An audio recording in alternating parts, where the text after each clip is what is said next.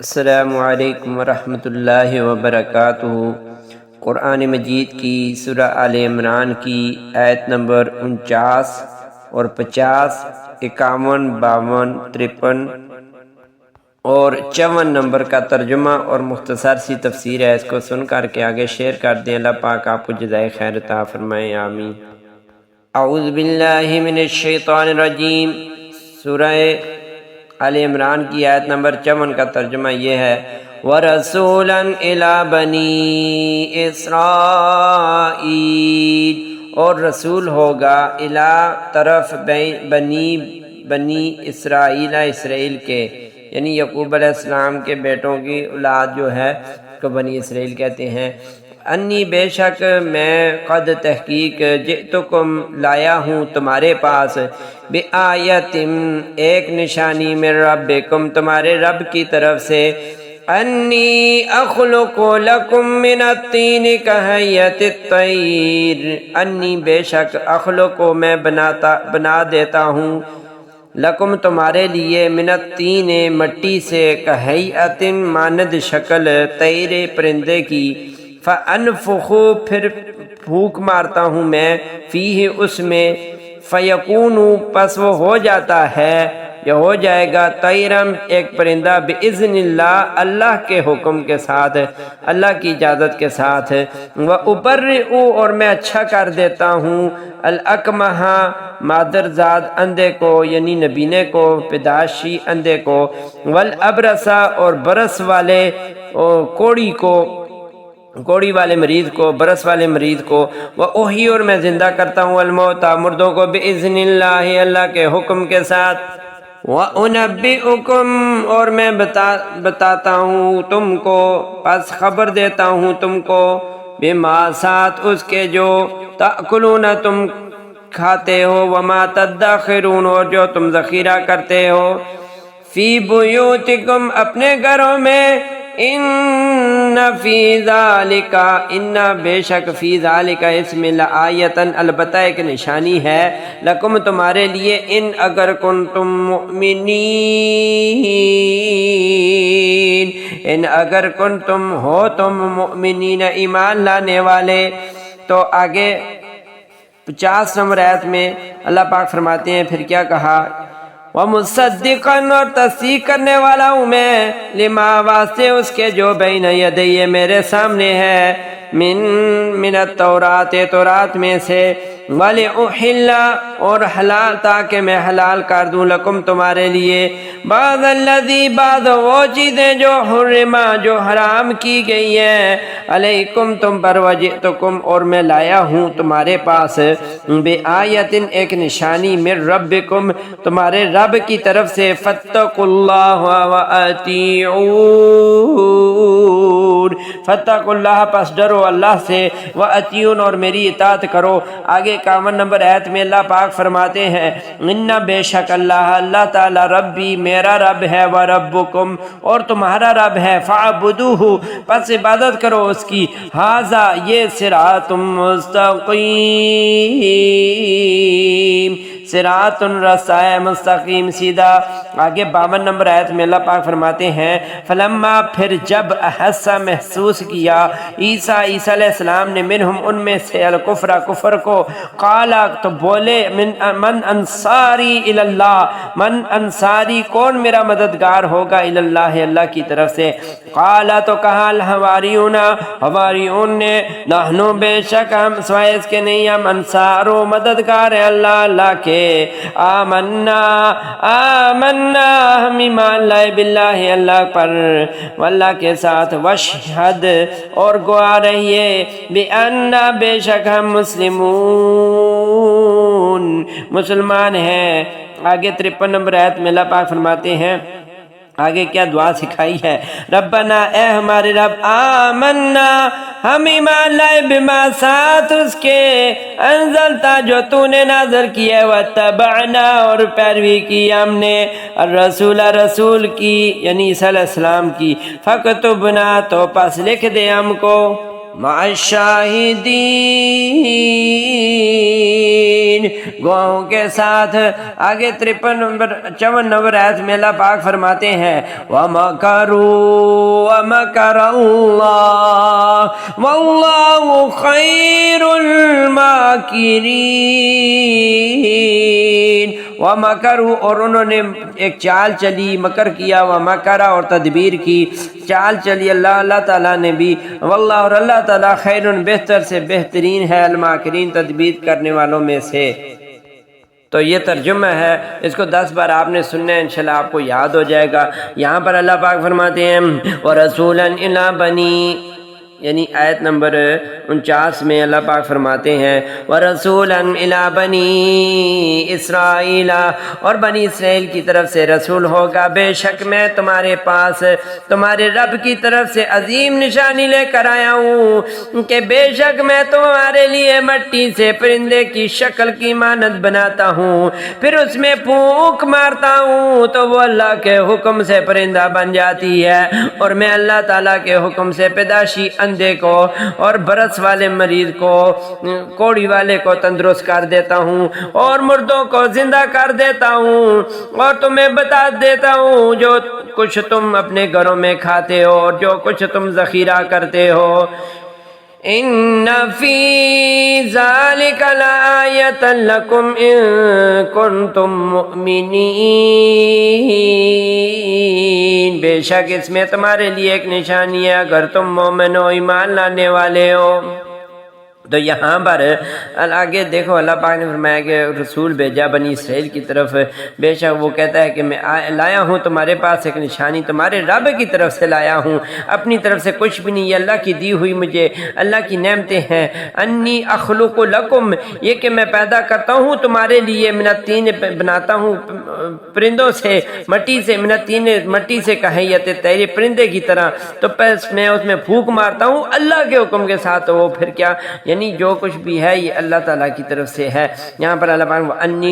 انی قد جئتکم بآیۃ من ربکم، یعنی جب وہ رسول بن کر آئیں گے تو ان کی دعوت یہ ہوگی جو آگے بیان ہوئی ہے۔ انی اخلق، یہاں خلقہ کا لفظ ظاہری شکل اور صورت بنانے کے معنی میں استعمال ہوا ہے، جیسے کہ حدیث میں ہے کہ قیامت کے دن اللہ تعالیٰ تصویر بنانے والوں سے فرمائے گا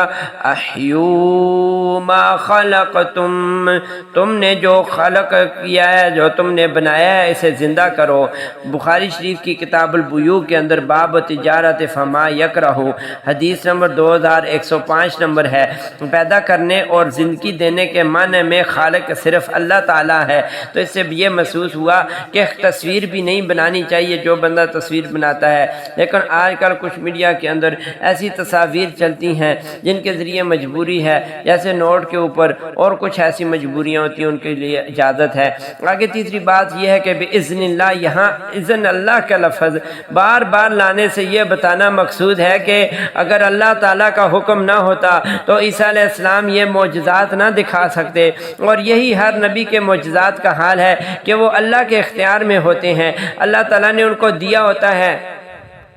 تو چوتھی بات یہ ہے کہ اللہ تعالیٰ نے ہر اپنے نبی کو اس کے زمانے کے مناسب حال معجزات عطا فرمائے۔ موسیٰ علیہ السلام کے زمانے میں جادوگر اور جادوگروں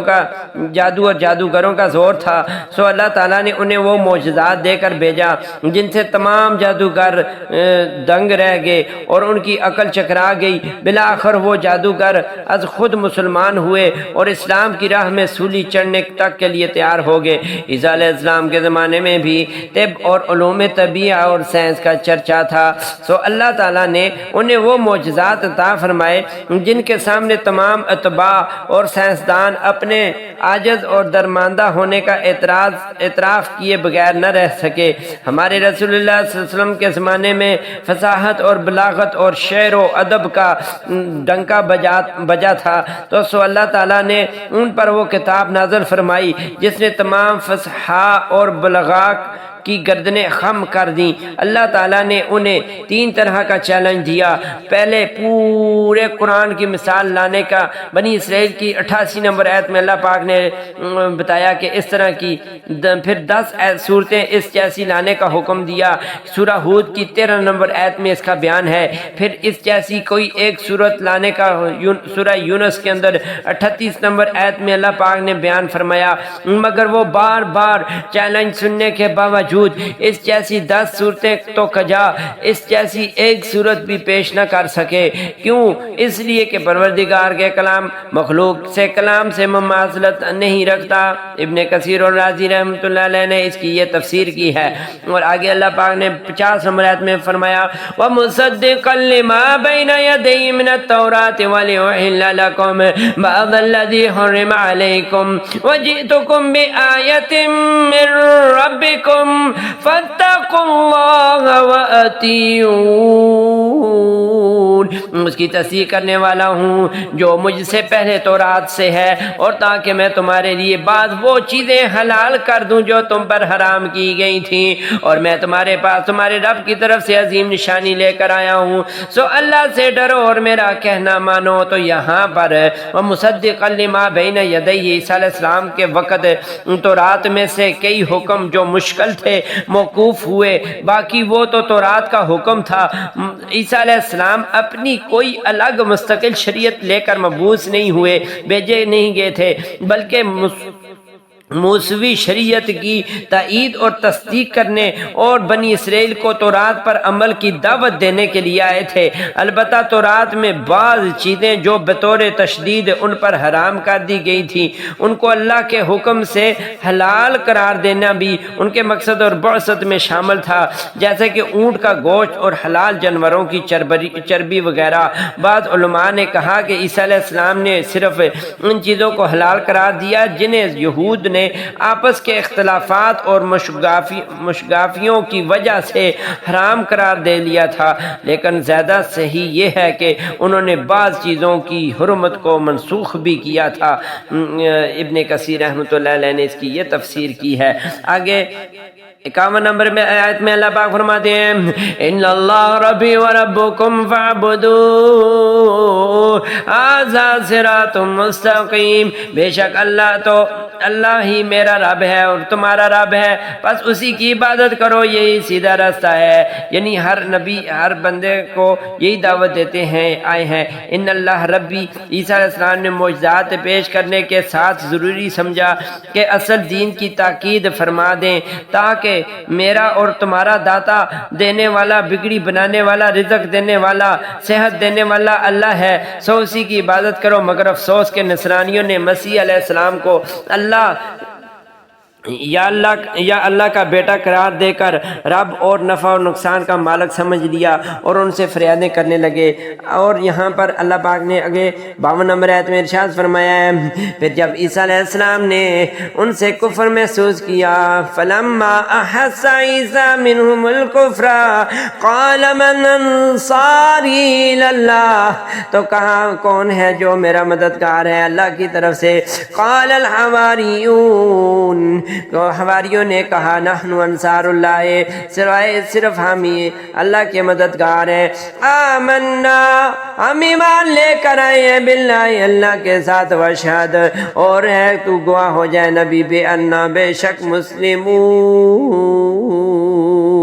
ہم فرما بردار ہیں، ہم مطیع ہیں، ہم تابع داری کرنے والے ہیں۔ تو فلما احس عیسیٰ منہم الکفر، نمبر 1 بات یہ، یعنی صرف عقل سے نہیں سمجھا بلکہ حواس سے بھی معلوم کر لیا، کہ آنکھوں اور کانوں سے یہ حقیقت جان لی کہ یہود اور ان کے علماء اللہ کی دی ہوئی نشانیوں اور دلائل اور معجزات کے سامنے بے بس ہو چکے ہیں،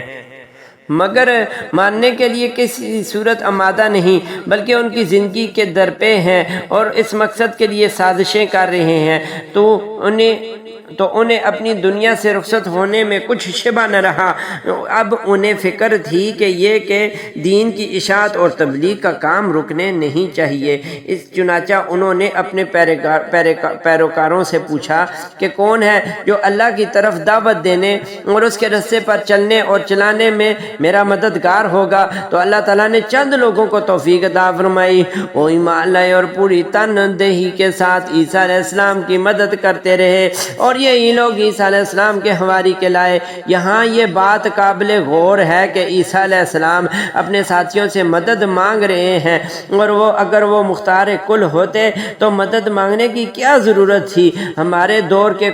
قبر پرست بھی عجیب ہیں، جو کہتے ہیں کہ یہ فلاں پیر ہم کو رزق دیتا ہے، یہ صحت دیتا ہے، یہ اولاد دیتا ہے، یہ فلاں کام دیتا ہے، یہ جدادیں دیتا ہے، یہ کرتا ہے۔ ہم اپنے گھروں میں پیسے کما کر لاتے ہیں، اور ہمارے بچے، بھائی بہن، بیویاں، بچے جو ہیں وہ جاتے ہیں ان پیروں مریدوں کے پاس اور جا کے ان کو پیسے دے کر آتے ہیں۔ اگر وہ کام حقیقت میں کرتے ہوتے تو آج وہ بھی امیر ہوتے تو ہم کو بھی امیر بنا دیتے، نہ کہ ہمارے بچوں سے پیسے لے کے تعویذ بناتے، نہ کہ اپنے گھروں میں سیکیورٹی گارڈ کھڑے کر کے، ایک ایک دو دو سیکیورٹی گارڈ کھڑے کر کے یہ بتانا کیا مقصود ہے، ان کا کیا مقصد ہے، کیا وہ چاہتے ہیں۔ لوگوں کو بے وقوف بنا رہے ہیں، گھروں میں دو دو سیکیورٹی گارڈ کھڑے ہیں اور کہتے ہیں کہ ہم یہ کر سکتے ہیں، وہ کر سکتے ہیں۔ اگر کر سکتے ہوتے تو اپنے گھروں کی حفاظت کر لیتے، سیکیورٹی گارڈ کی ضرورت نہ ہوتی۔ اپنے بعد جو غلاجات ڈالے ہوتے ہیں، لوگوں سے پیسے وصول کر رہے ہوتے ہیں، ان کو تالے نہ لگائے ہوتے۔ تو یہ آیت اس سے استدلال کر کے فوت شدہ بزرگوں سے وہ چیزیں مانگتے ہیں جو ان کے اختیار میں نہیں ہیں، اور دلیل میں یہ آیت پیش کرتے ہیں، حالانکہ اس میں بزرگوں نے چھوٹوں سے وہ مدد مانگی ہے جو ان کے اختیار میں نہیں تھی۔ آگے نمبر 2، عیسیٰ علیہ السلام کا یہ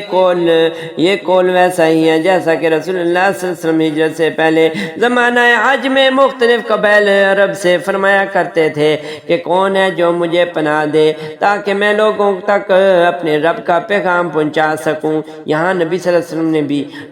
لوگوں سے کہا کہ مجھے پناہ دو کہ میں لوگوں تک اسلام اللہ کا پیغام پہنچا سکوں، اس لیے کہ قریش نے مجھے یہ پیغام پہنچانے سے روک رکھا ہے